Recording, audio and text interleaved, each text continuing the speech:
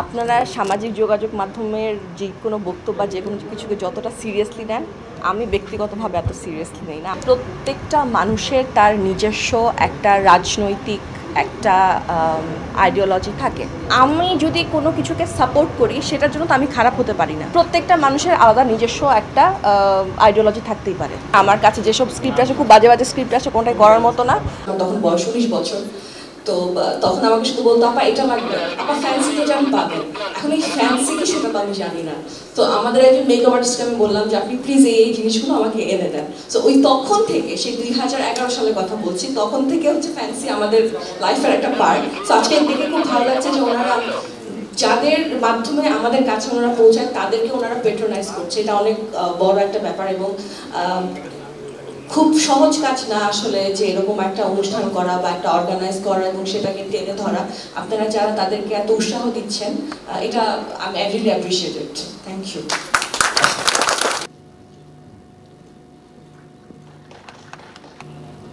আচ্ছা, গিফট হ্যাম্পারগুলো এবারে আমরা তুলে দেব শবনম ফারিয়ার হাতে।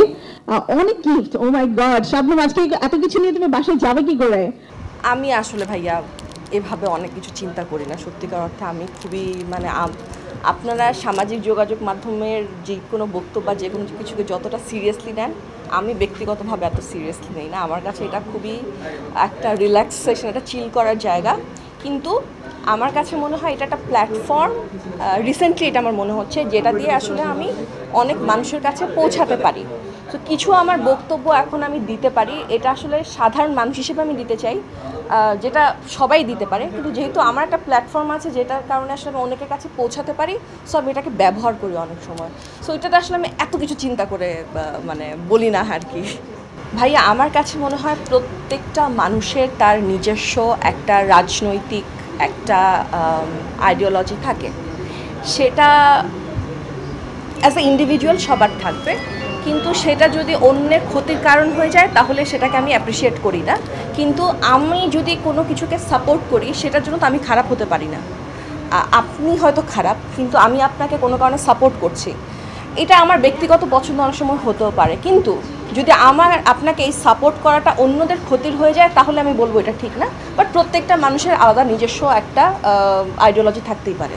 আমি তো ভাই এখন কোনো কাজ করি না। আমার কাছে যেসব স্ক্রিপ্ট আসে, খুব বাজে বাজে স্ক্রিপ্ট আসে, কোনটাই করার মতো না। আপনারা বলেন ডিরেক্টরদেরকে যাতে ভালো স্ক্রিপ্ট পাঠায়, আমি ব্যস্ত হতে চাই।